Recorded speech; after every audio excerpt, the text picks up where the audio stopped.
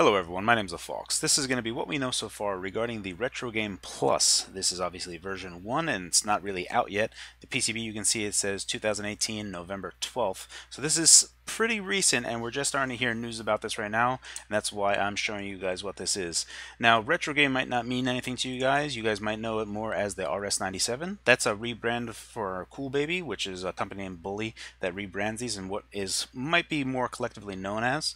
And this is Jet Li's site, and it kind of documents the different revisions that it's gone through, either using the 4760B, I suppose because the 4760 no longer was available or the price was slightly different and they went with this. 4760B is technically a slightly better chip. It can overclock a bit higher than the 4760. However, there are just some minor discrepancies, at least with the 1 GBA emulator, that this is not capable of running.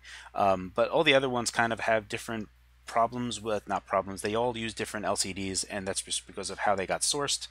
And that creates problems for developers because obviously we don't have, well, until recently, we didn't have any source code or the drivers themselves for the LCD. Lots of that has changed, so there are some interesting things happening with the RS97 proper right now.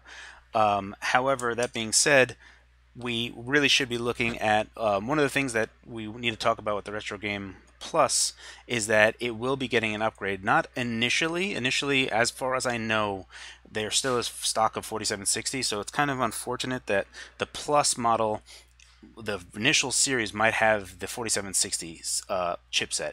The later ones should have the 4770, which is what the GCW0 uses, which is pretty, I mean, it's going to be a nice chip for this device. And additionally, if we can just take a look at these pictures, let's go here and let me make this a little bit bigger for you guys.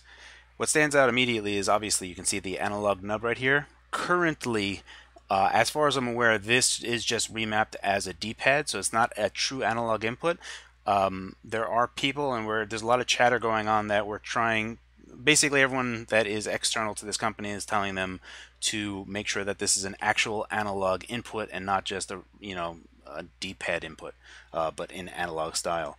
Over here you can see additional LEDs. These are not on the RetroGame, the RS97, the RetroGame proper Prime. These are not there, so these are some additional things. We don't know what these are just yet. Additionally, one of the other things that's touted about this new RetroGame Plus is this is a modification, but as far as we know, this cavity for that GBA slot, which, because this is a Revo K101 case mold, so it still has this.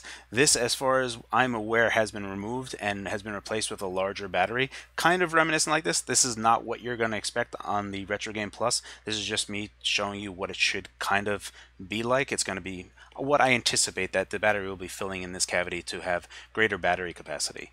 And I'm just showing the GCW0 here because the Plus model is going to be pretty close to, in terms of power and having the analog nub. As far as I know, it's still using the the